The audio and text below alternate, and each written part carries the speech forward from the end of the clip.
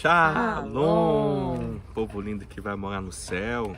Bom dia, que Deus abençoe o nosso dia, que seja um dia abençoado, guardado pelo nosso Senhor e Salvador Jesus Cristo.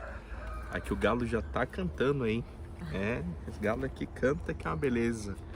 E diante aqui desse cenário, ao qual nós estamos aqui na cidade extrema, Portal de Minas Gerais, estamos aqui para se alimentar da palavra do Senhor. Essa palavra que nos liberta, que nos faz ser seres humanos melhores. E hoje nós vamos ver nesse capítulo de 2 Samuel 23, as últimas palavras de Davi, né? Um homem que teve tantas experiências, né? Um homem que viveu tanto sendo rei de Israel, passou por tantas situações. E qual seria o discurso, né? Qual seria a mensagem ali, uma vez que ele está se aproximando ali do final dessa vida terrena, mas vai viver um galardão, né, junto com o nosso Senhor? Qual seriam as últimas palavras que eu e você, talvez nós diríamos, né, para alguém, se assim a gente tivesse a oportunidade de dizer, né, ao seu cônjuge, aos seus familiares, a um amigo, a um conselho para alguém, um conselho para o filho, até mesmo para o inimigo, né? Qual seria o discurso? Aqui nós vamos ver o discurso de um rei, de um homem que tinha o coração segundo o coração de Deus, que viveu, né, e temeu ao Senhor. É interessante a gente saber que temer não é você ter medo, mas respeito, né? Respeita as coisas do Senhor. Então vamos analisar esse contexto e ver o que Deus fala conosco em nome de Jesus, amém? Amém, louvado seja o nome do nosso Senhor, aquele que é único e digno de toda honra, de toda glória e de todo louvor. As últimas palavras de Davi. São estas as últimas palavras de Davi, filho de Jessé, palavra do homem que foi exaltado, do ungido do rei de Jacó, do mavioso salmista e de Israel. O Espírito do Senhor fala por meu intermédio, e a sua palavra está na minha língua. Disse o Deus de Israel, a rocha de Israel, a mim me falou. Aquele que domina com justiça sobre os homens, que domina no temor de Deus, é como a luz da manhã, quando sai o sol, como manhã sem nuvens, cujo esplendor depois da chuva faz brotar da terra a erva. Não está assim com Deus a minha casa? Pois estabeleceu comigo uma aliança eterna, em tudo bem definida e segura. Não me fará ele prosperar toda a minha salvação e toda a minha esperança?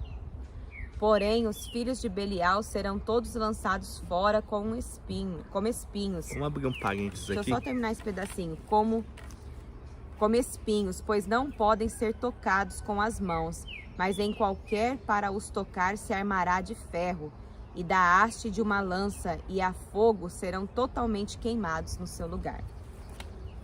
Você vê que coisa linda nesse contexto aqui, a partir do verso 2, onde ele diz: o Espírito de Javé falou por intermédio, sua palavra esteve em minha língua, em minha boca. O Deus de Jacó comunicou sua vontade. A rocha de Israel me revelou. Quem governa o povo com justiça? Quem governa a gente sob o temor de Deus? É como a luz, né? Aquela luz, aquele sol lindo que, né? Quando você vê aquele sol nascendo e você vê o céu azul, né? Azulzinho. Esses dias o céu aqui estava azul, não tinha uma nuvem, né? Ele está se referindo a isso. Nesse amanhecer, é como os primeiros raios do sol depois da chuva, que faz crescer as plantas da terra. Sim, a minha dinastia está em perfeita harmonia com Deus. Ele estabeleceu uma aliança eterna comigo, firmada e garantida, em todos os ângulos, sem duvidar-me, conduzirá ao sucesso em tudo e me proporcionará todos os desejos do meu coração. É que parece até um salmos, né? De tão lindo que é esse cântico aqui, esse nível de sabedoria. Ou seja, tudo que Davi fez estava alicerçado aonde? No Senhor. A palavra de Deus estava na sua boca. Ele cita aqui a rocha a rocha eterna de Israel. Quem que é a rocha eterna de Israel? É Jesus Cristo, né? Foi Jesus Cristo que estabeleceu essa rocha em Israel, esse reino, né? Que perpetua, né, até os dias de hoje, né? E nós vemos aqui que é ao nível de sabedoria, né, da pessoa que teme ao Senhor, que busca fazer o Senhor, que governa com os princípios do Senhor. Ele será como essa luz, né, da alvorada, nesse céu azul. É como ele vai produzir tanto, ele vai dar tanto fruto, e Deus vai realizar o desejo do coração. Aqui está um exemplo para toda a liderança. Aqui está um exemplo para mim e para você, como homem e mulher de Deus, como nós devemos ser, como que a nossa vida deve ser pautada nas coisas do Senhor, ser temente a Deus, buscando através da sua palavra, buscando ter discernimento, sabedoria que não vem de homem, mas que vem da parte do reino do Senhor. E isso vai fazer total diferença, sabe? Porque a pessoa, nós vemos aqui a pessoa de Davi passando por tantas situações, irmão, né? Nós vimos no contexto anterior, né? Porque todo mundo conhece Davi por ele ter vencido o gigante Golias, mas quantos outros gigantes ele não enfrentou ao longo da sua jornada? Até velhinho já de idade, ele enfrentou outros 4 gigantes e Deus lhe concedeu a vitória, né? O gigante Golias, quando apareceu para ele, né, ele falou: você vem com lança, né, com armadura, mas eu vou contra ti, contra você com o Senhor dos Exércitos. E ali Deus deu a vitória. Será que você pode, né, diante dos seus problemas, da sua adversidade, diante das lutas, dos gigantes que aparecem, colocar Deus na frente, irmão? Né? Porque nós não podemos simplesmente estar aqui fazendo devocional, se alimentando dessa palavra gloriosa e não colocar isso em prática, né? Porque isso aqui, se a pessoa pega essa palavra, meu Deus, muda o destino, muda um decreto, né? É tão bom a pessoa sentir a presença de Deus, né? É maravilhoso. Amém. Nós estamos aqui falando de Deus, falando de sentir a presença de Deus. Eu estou sentindo também a presença de um enxame de abelha que está aqui, acho que não dá para vocês ouvir aí, mas tem um barulho aqui que faz de abelha, gente, que eu acho que deve ter mel aqui atrás, aqui nessa mata, que deve ser maravilhoso, porque o barulho que tem de abelha que dá medo, viu? Tem horas. Eu estou escutando um barulho de abelha e esse passarinho, toda vez quando a gente vem aqui, ele fica cantando, né? A palavra de Deus diz, né? Todo ser que existe, né? Louve, adore ao Senhor. Ele está aqui, ó, cantando, louvando a Deus. Amém. Aí, a partir do versículo 8, está escrito aqui: os valentes de Davi. São estes os nomes dos valentes de Davi: Josebe Basebete, filho de Taquemone, o principal de 3. Este brandiu a sua lança contra 800 e os feriu de uma vez. Depois dele, Eleazar, filho de Dodô, filho de Aiô, entre os 3 valentes que estavam com Davi, quando desafiaram os filisteus ali reunidos para a peleja, quando já se haviam retirado os filhos de Israel.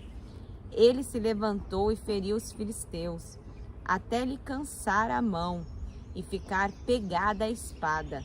Naquele dia o Senhor efetuou grande livramento, e o povo voltou para onde Eleazar estava, somente para tomar os despojos.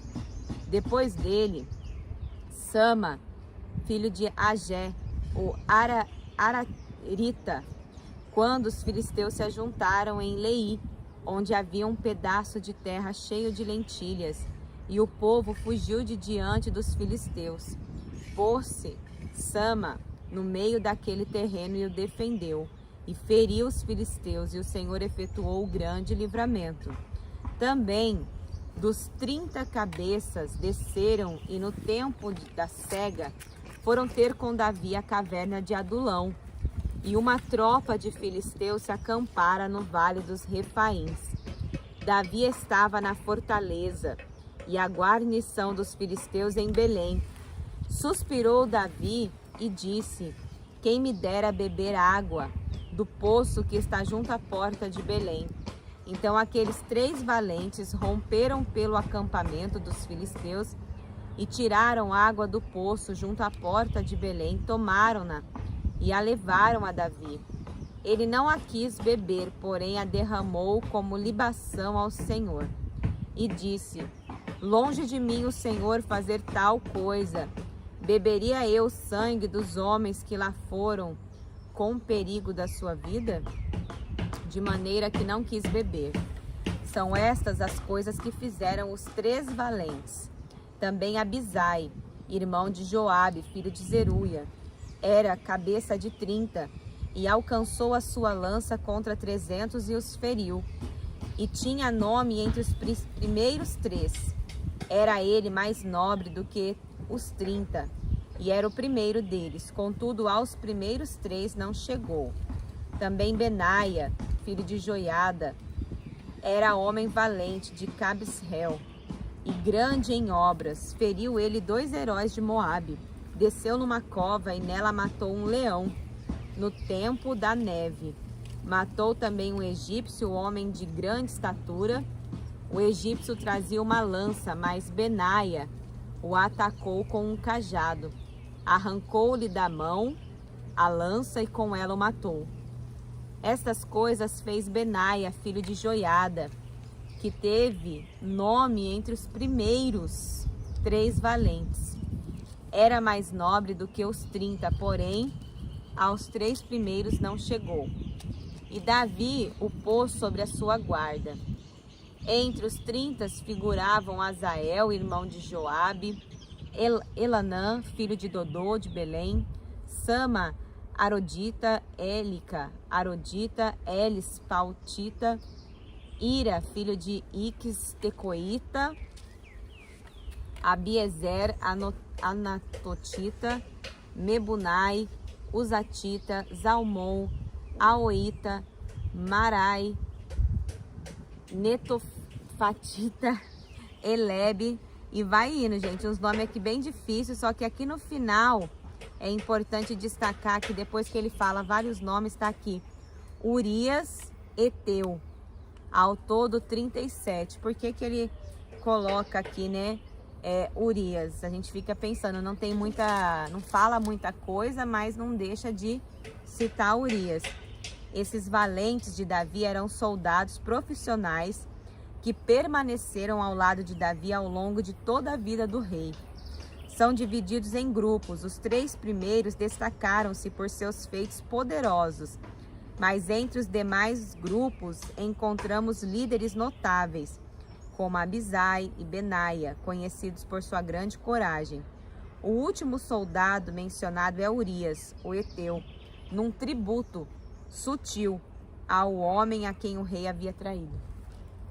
Então, é um negócio assim bem interessante, né? Porque a gente ouve falar muito, né? Os valentes de Davi, né? Tem muitas histórias e eu acho que esses valentes de Davi, esses valentes inspiraram muitos filmes por aí, viu, gente? Porque esses feitos deles aqui eram coisas assim extraordinárias, que aos olhos humanos seria até impossível. Mas você já imaginou o homem lutar a ponto da espada afundar na mão dele, né? De atingir 300 homens ali de uma vez. Como que seria isso, né? Não dá nem pra imaginar, né? Parece história de filme mesmo. Parece história de filme mesmo, que você fala, nossa, não é possível um homem fazer isso, mas a força de Deus, né? O poder de Deus estava com eles. Porque a partir do momento que eles estavam lutando com Davi, aquele espírito de excelência capacitava eles também. Então é a unção desse líder, né? Que eu acho que se sobressaía na vida desses homens que eram fiéis a Davi, né? Louvado seja Deus. Amém, vamos orar. Estamos chegando aí ao término, né, de mais um livro para a honra e glória do Senhor. No próximo capítulo é o último capítulo de 2 Samuel. E depois a gente vai entrar, né, 1 Reis, 2 Reis. Dos reis. Vai ser bênção em nome de Jesus, para a honra e glória de Deus. Amém? Amém. Senhor, meu Deus e amado Pai, nós te rendemos graças, ó Deus, por essa rica oportunidade que o Senhor nos concede, de ter, Senhor, se alimentado, né, dessa palavra de 1 Samuel, 2 Samuel, vendo, Senhor, a história, Senhor, do rei Saul, vendo, Senhor, a história aqui do rei Davi, o término, né, da sua caminhada, as palavras, né, inspiradoras que consolidam a nossa vida, sabendo que para um líder ser bem sucedido no seu lar, no seu trabalho, ele tem que ter esse princípio, né, que é o temor ao Senhor, temor à sua palavra, sendo obediente aos seus mandamentos, aos seus preceitos, Pai, porque tudo irá bem. Deus irá realizar o desejo do seu coração. Que seja assim na nossa vida, Pai. Que a gente possa colocar o Senhor em primeiro lugar. Que a gente possa se alimentar da Tua palavra todos os dias e que o Teu Espírito esteja na nossa boca, Pai. Para que a gente possa prudentemente, Senhor, governar, liderar, seja em qualquer ambiente que nós esteja, Senhor. Em nome do Senhor Jesus, nós oramos e Te agradecemos. Em nome do Pai, do Filho e do Espírito Santo. Amém. E graças a Deus. Lâmpada para os meus pés é a palavra do Senhor e luz que clareia o nosso caminho. Que Deus abençoe seu dia. Shalom!